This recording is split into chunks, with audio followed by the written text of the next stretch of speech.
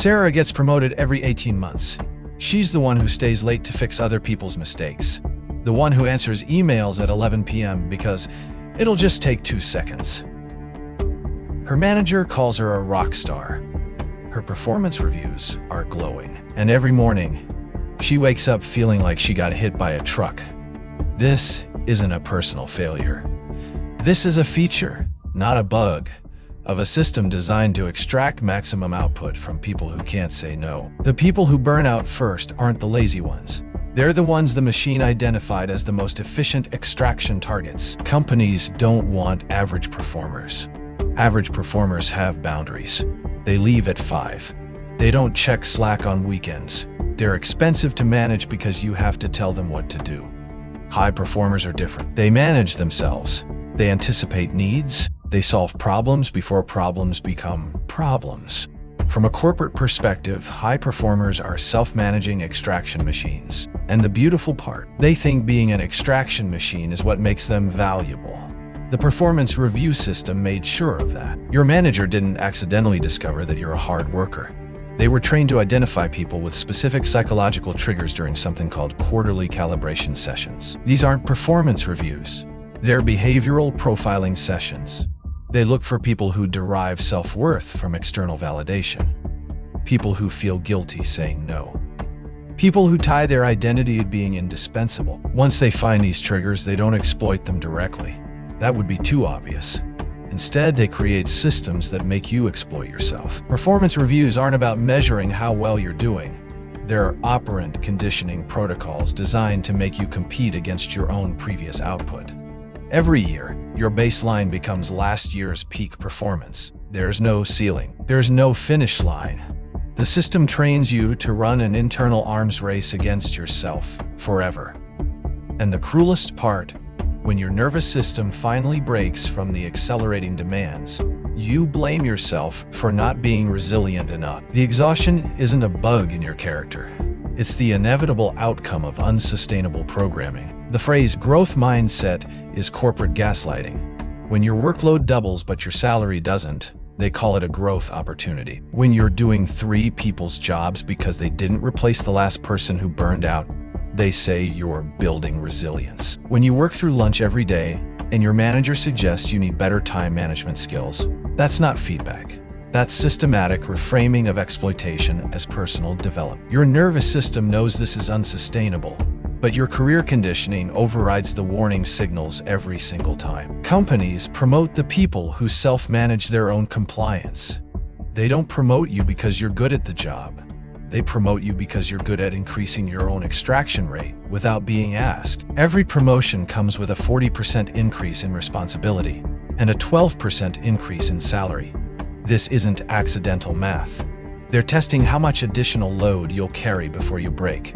And when you finally do break, they'll hire someone else who's hungry for the opportunity to prove themselves. The system doesn't need you specifically. It needs people who will run the program you're running. The exhaustion you feel isn't from the workload. It's cognitive dissonance from performing enthusiasm for your own extraction. Every time you smile in a meeting where they announce another efficiency initiative, which means more work with fewer resources, your nervous system registers the threat while your mouth says, "Sounds great." Every time you respond "no problem" to an impossible deadline, you're training your body to suppress its natural stress response. This split between what your system knows and what your conditioning makes you say creates a constant low-level trauma state that most high performers mistake for normal professional life. High performers exhibit the same stress patterns as trauma survivors because the workplace runs the same intermittent reinforcement schedule: unpredictable rewards, praise followed by criticism, project success followed by immediate goalpost moving. Your nervous system can't distinguish between an abusive relationship and a performance-based work environment. The psychological patterns are identical. The random schedule of validation keeps you hooked, while the constant threat of failure keeps you compliant. This isn't about weak boundaries or poor self-care. This is about recognizing that you're caught in a behavioral program designed to be inescapable. Most people think the solution is better boundaries, but boundaries can't protect you from a program you're running on yourself. The real trap runs deeper than workload. It's that high performance rewired your identity to need external validation to feel safe. When your self-worth depends on being indispensable, saying no feels like self-destruction. The machine isn't just taking your time and energy.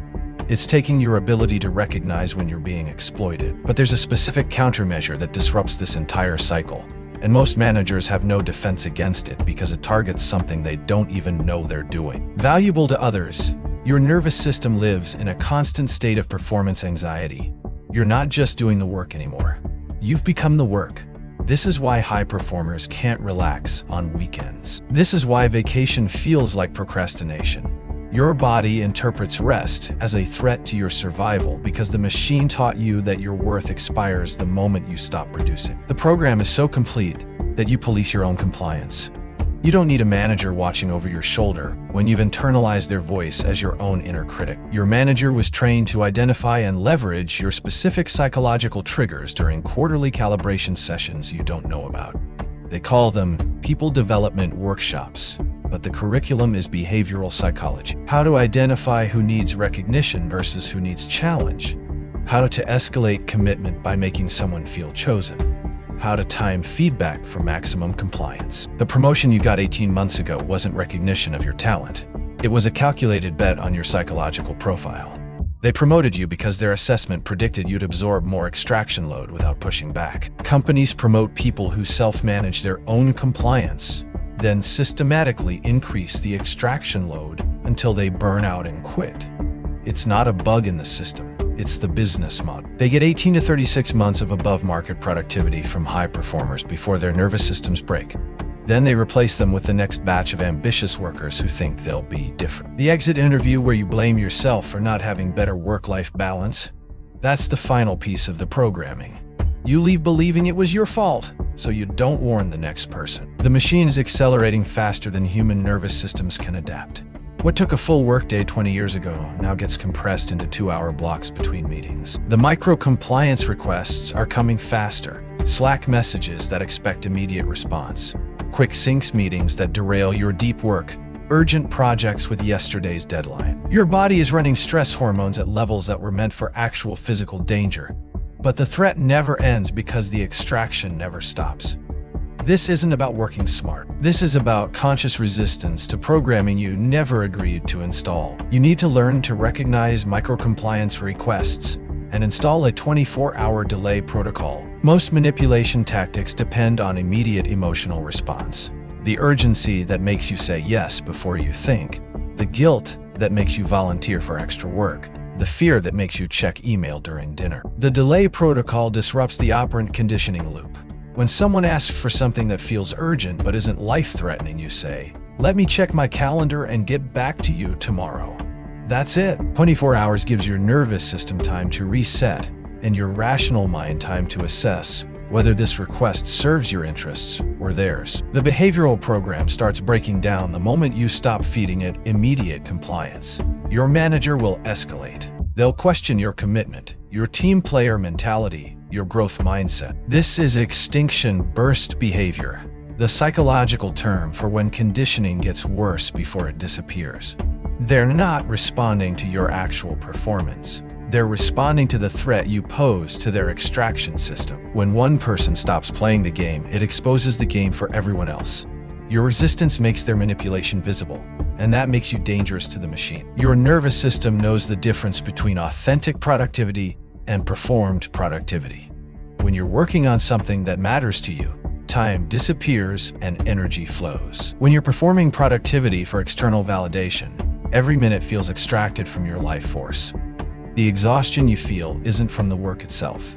It's from the cognitive dissonance of pretending enthusiasm for your own exploitation. Stop performing enthusiasm. Stop volunteering for extraction. Start treating your energy like the finite resource it actually is. The machine needs your compliance to function. Without it, the whole system starts to break down.